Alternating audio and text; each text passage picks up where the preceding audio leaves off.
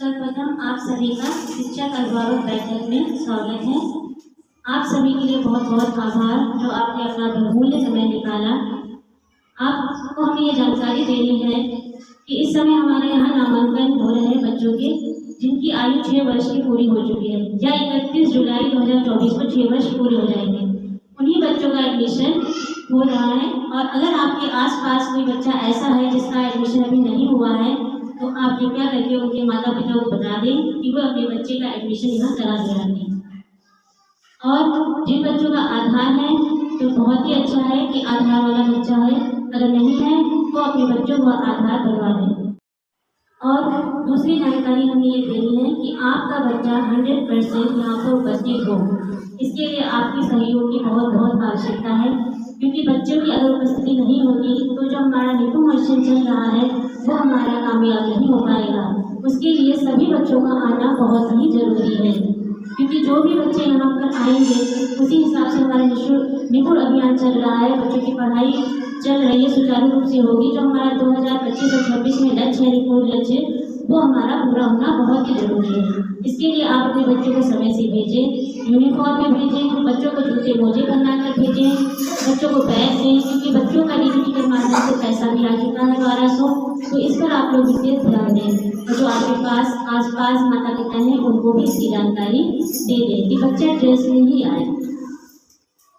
और हमारा इस समय संचारी अभियान और दस्तक अभियान भी चल रहा है। संचारी अभियान हमारा 1 अप्रैल से 30 अप्रैल तक चल रहा है और दस्तक अभियान 10 अप्रैल से 30 अप्रैल तक, जो उसके बारे में बीच बीच में आंगनबाड़ी कार्यकर्ता द्वारा भी जानकारी दी गई है, इसके बारे में बताया गया है। लेकिन इसके कुछ लक्षण आप लोगों से हमें साझा करने हैं, जो आप लोगों को बताने हैं कि हमें इस रोगों के बारे में क्या जानकारी होनी चाहिए। गर्मी से बचाव, गर्मी से बहुत सी बीमारियां फैलती हैं। इन गर्मियों से कौन सी बीमारी होती है, जानकारी होना बहुत ही जरूरी है, क्योंकि गर्मी लग जाने से कभी कभी बच्चों की आंखें लाल हो जाती हैं, आंखें सूखी हो जाती हैं, शरीर का तापमान 103 डिग्री फ़ारेनहाइट से भी ज़्यादा हो जाता है और उल्टी आती है, पेट में दर्द होता है। ये सब गर्मी की वजह से होता है। लेकिन इनके लिए हमें सर्वप्रथम कुछ प्राथमिक उपचार जो हम अपने घर में कर सकते हैं वो पहले कर लें। ठंडे पानी से पहली बात तो ये है कि हम अगर हो सकता है तो नहा लें, तो गर्मी से बचा जा सकता है। और दूसरा उपाय यह है कि जितना भी आप ठंडा पानी पी सकते हैं उतना आप पिए तो आपके लिए ही अच्छा है। और ठंडी जगह पर रहें, जैसे पेड़ की छाया है या आपके घर पर ही कोई पंखा है, उसी में आप आराम करेंगे तो गर्मी से आप बच सकते हैं, धूप से बच सकते हैं।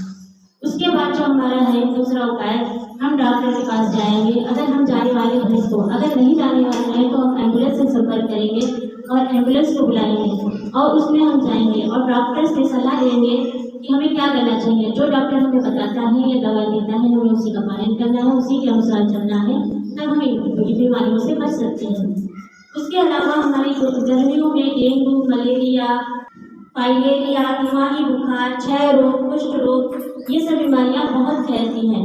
इन बीमारियों की जांच भी जो हमारी आशा कार्यकर्त्री हैं उनको करनी है। उन रोगियों को की जांच करनी है, उनकी पहचान करनी है और उनकी सूची भी बनानी है जो उनको CHC पर देनी पड़ती है। उन रोगियों की पहचान करके उनको अपनी एक सूची बना लेनी है। उनसे बचाव के लिए हमें घर के आसपास सफाई रखनी है, घर के पास गंदगी ना हो। आसपास जितनी भी आप सफाई कर सकते हैं वो आपके लिए ही अच्छा है। गंदा पानी आकर होने दें और आप अपनी भी सफाई रखें। रोज नहाएं, स्वच्छ कपड़े ही पहने, मच्छरदानी का प्रयोग करें। घर में अगर आसपास आपके गड्ढे हैं तो उनको भर दें ताकि उसमें पानी नहीं इकट्ठा हो। दूसरी जो बीमारी है दिमागी बुखार, दिमागी बुखार भी इस समय गर्मी में बहुत ही फैलता है। उसका टीका 9 माह से 12 माह तक पहला टीका लगता है और 20 माह तक के बच्चों को दूसरा टीका लगाया जाता है। जो आप लोग अगर आपके बच्चे हैं, अगर आपके आसपास हैं तो उनको अवश्य बताएं और वो टीका जरूर लगवा दें। और हमें फुल आस्तीन के कपड़े ही पहनने चाहिए। फुल आस्तीन के कपड़े पहने, पैरों में जूते पहने, मोजे पहने, तो हम मच्छरों से बच सकते हैं। और दूसरी बीमारी जो है डेंगू जो है मच्छर मादा एंडीज मच्छर के काटने से फैलता है। डेंगू मच्छर सिर्फ घुटने तक ही काटता है, क्योंकि इसकी 3 फुट की ऊंचाई भी होती है, वो 3 फुट तक ही उड़ सकता है। तो हमें ये करना है कि घुटने हमारे जो पैर हैं वो घुटने तक खुले